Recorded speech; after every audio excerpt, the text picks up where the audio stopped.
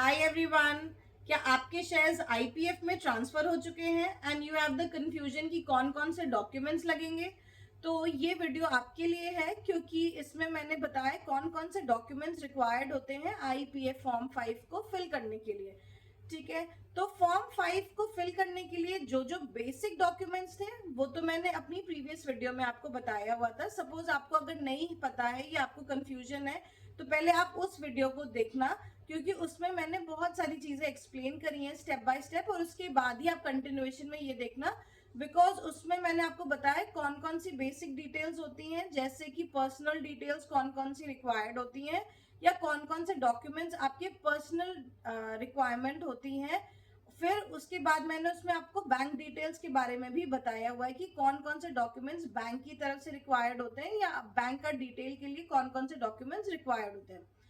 अब हम इस वीडियो में जो डिस्कस करेंगे, एक तो शेयर्स के सर्टिफिकेट के बारे में कौन कौन से डॉक्यूमेंट्स रिक्वायर्ड होते हैं। दूसरा हम डिस्कस करेंगे कि आईपीएफ फॉर्म फिल करने के बाद कौन कौन से डॉक्यूमेंट्स रिक्वायर्ड होते हैं सो दैट आप उसको फर्दर कंपनी में फिजिकली भेज सको। ठीक है, उसके बाद एक चीज और है कि कुछ कुछ स्पेशल केसेस होते हैं, उन केस में भी क्या क्या एडिशनल डॉक्यूमेंट्स रिक्वायर्ड होते हैं। फॉर एग्जाम्पल, अगर आपके किसी एल्डरली पर्सन ने अगर कोई शेयर्स खरीदे थे and he is no more right now, तो उस केस में आप क्या करते हो कि कौन कौन से डॉक्यूमेंट्स रिक्वायर्ड होते हैं so that you can prove to the company कि हाँ भाई ये जो शेयर्स हैं वो आपका ही राइट है। तो इसीलिए कुछ कुछ एडिशनल डॉक्यूमेंट्स होते हैं जो कि रिक्वायर्ड होते हैं, और मैं इस वीडियो में सारी चीजें कवर करूंगी, तो प्लीज इसको आप एंड तक देखना। अगर आपको अच्छी लगे तो please do like and subscribe and do not miss to press the bell icon, so that आपके पास नोटिफिकेशन आ जाए कि कब आपको कौन सी नई वीडियो आई है। So let's not waste our time and let's move on. तो सबसे पहले हम बात करेंगे शेयर से रिलेटेड डॉक्यूमेंट्स के बारे में। तो शेयर से रिलेटेड डॉक्यूमेंट के बारे में सबसे पहले आपको चाहिए होता है शेयर सर्टिफिकेट, जो कंपनी की तरफ से ही प्रोवाइडेड होता है। जब आप परचेज करते हो तो उस केस में कंपनी आपको एक शेयर सर्टिफिकेट देती है जिसमें सारा कुछ डिटेल होता है। ठीक है, एक तो वो ओरिजिनल लगता है। सेकेंडली, आपको फोलियो नंबर का डिटेल भी देना होता है। फोलियो नंबर मैंने अपनी प्रीवियस वीडियो में भी समझाया है कि what is exactly folio number, और फोलियो नंबर का जो भी आपका डिटेल है वो इसमें आपको देना होता है। थर्ड है एंटाइटलमेंट लेटर। अब ना what is this entitlement letter, मैंने अपने प्रीवियस वीडियोस में काफी बार एंटाइटलमेंट लेटर के बारे में बोला हुआ है कि एंटाइटलमेंट लेटर कब आपको अटैच करना है, क्या करना है। तो एंटाइटलमेंट लेटर इज बेसिकली जो आपको कंपनी देती है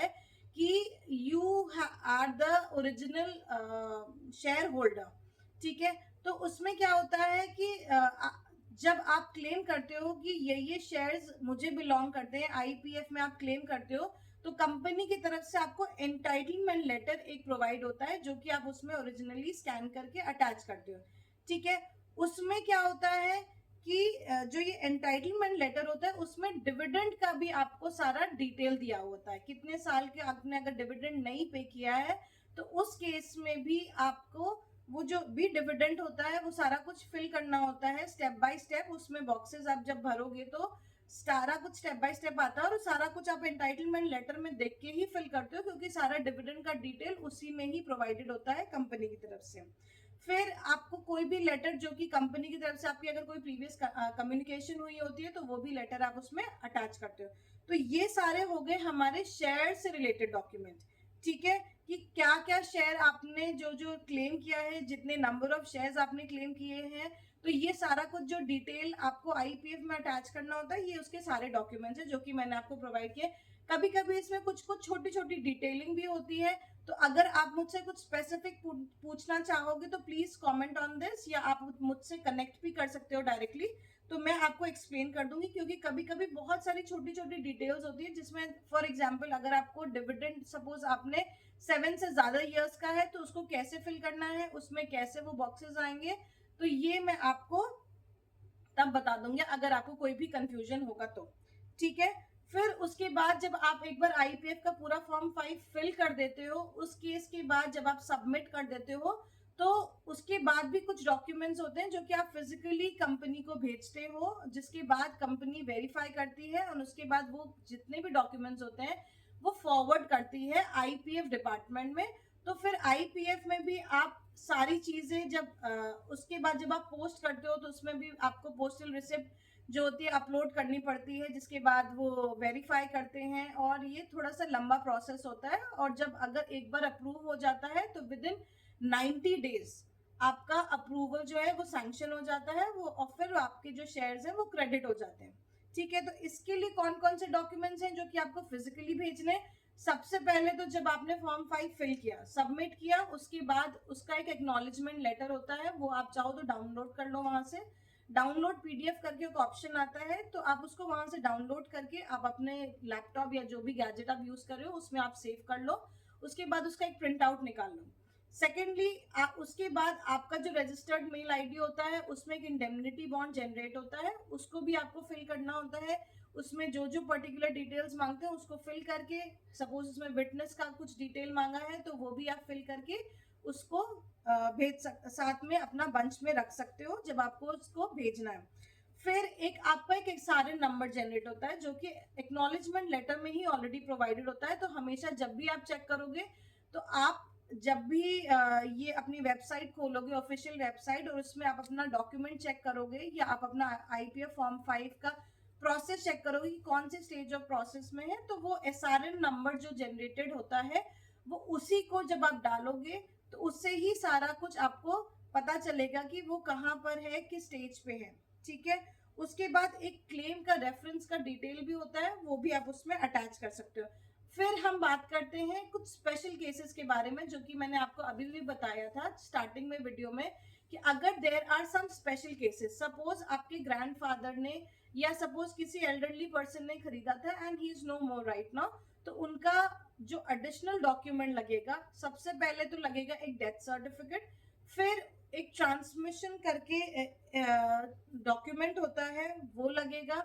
उसके बाद आपका लीगल हेयर सर्टिफिकेट वो भी लगता है, और उसके बाद एक एफिडेविट भी लगती है, और सपोर्टिंग डॉक्यूमेंट जो जो कंपनी मांगती है वो सारी चीजें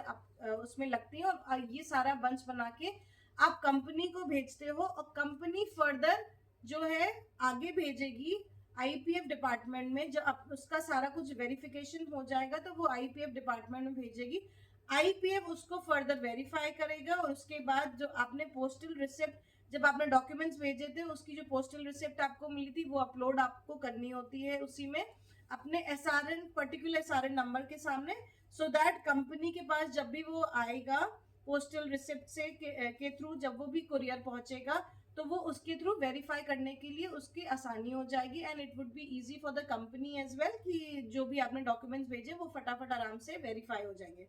फिर कंपनी भी अपना टाइम लेती है ये सारा कुछ प्रोसेस को करने के लिए, और जब ये सारा कुछ प्रोसेस कंप्लीट हो जाता है उसके बाद आपका लेटर जो है वो अप्रूव हो जाता है। जब आपका फॉर्म अप्रूव हो जाता है उसके बाद विद इन 90 डेज अगर सब कुछ सही है, सब कुछ ओके है, तो कंपनी क्या करती है, आपके शेयर्स आपके आईपीएफ अकाउंट से डायरेक्ट आपके अकाउंट में, डीमैट अकाउंट में क्रेडिट कर देती है, and you get the shares. और उसके बाद आप चाहो तो उसको डीमैट करा के आप उसको सेल आउट भी कर सकते हैं, and you will get the money back. अच्छा, अब इस केस में अगर किसी को कुछ भी कंफ्यूजन है, बिकॉज बीच बीच में ना बहुत सारी चीजें होती हैं, मैंने तो आपको एक्सप्लेन कर दिया और आपको लगा कि हाँ this is very easy and it can be done very easily, ये डॉक्यूमेंट्स हम कलेक्ट करेंगे। बट समटाइम्स क्या होता है, कभी कभी नेम मिसमैच हो जाता है, कभी कभी सिग्नेचर मिसमैच हो जाता है, कभी कभी आपको किसी किसी के लिए एफिडेविट बनवाना पड़ता है, कभी कभी आपको स्टैम्प पेपर में कुछ कुछ चीजें करवानी पड़ती हैं, कभी एड्रेस का कुछ चेंज हो जाता है, तो बहुत सारी चीजें होती हैं, छोटे छोटे पॉइंट्स होते हैं, कभी कभी जॉइंट होल्डर के केस में कुछ एडिशनल डॉक्यूमेंट्स लगते हैं, या फिर कभी कभी आपका नेम चेंज का भी हो जाता है मिसमैच। तो क्योंकि कभी कभी क्या होता है, पहले के लोग जो है मिडिल नेम भी यूज करते थे, ठीक है, अब तो बहुत कम लोग यूज करते हैं, बट पहले जनरली सब लोग मिडिल नेम यूज करते थे, तो कभी कभी स्पेलिंग का भी डिफरेंस होता था। अब सब कुछ प्रॉपरली वेरीफाई होता है पैन कार्ड में भी, आधार में भी, बट पहले ऐसा नहीं होता था। आपने सपोज मिडिल नेम का डिफरेंस सपोज स्पेलिंग का है, तो उस केस में भी आपका नेम का मिसमैच हो जाएगा और उसमें भी आपका एफिडेविट वगैरह सब लगता है। तो अगर आपको कोई भी स्पेशल डॉक्यूमेंट है या आपको कोई भी ऐसे कोई पर्टिकुलर टॉपिक है जिस पे आप मुझसे डिस्कस करना चाहते हो, तो please do comment on this so that I can take up the topic next time और मैं उस पर वीडियो बना सकूं। और अभी हम नेक्स्ट वाली वीडियो में we will see which topic to take up and present before you. उसके अभी आप अगर अगर आईपीएफ के लिए ट्राई कर रहे हो तो प्लीज ट्राई फॉर दिस। अगर आपका डॉक्यूमेंट इनकम्प्लीट है तो आप एक बार ये वीडियो और मेरी जो प्रीवियस वीडियो हो, दोनों वीडियो को आप देखना और उसके बाद जो भी डॉक्यूमेंट्स रिक्वायर्ड है सारा कुछ बंच बना के या चेकलिस्ट बना के आप उसको आगे फॉरवर्ड कर सकते हो। ठीक है, till then okay, bye bye, take care.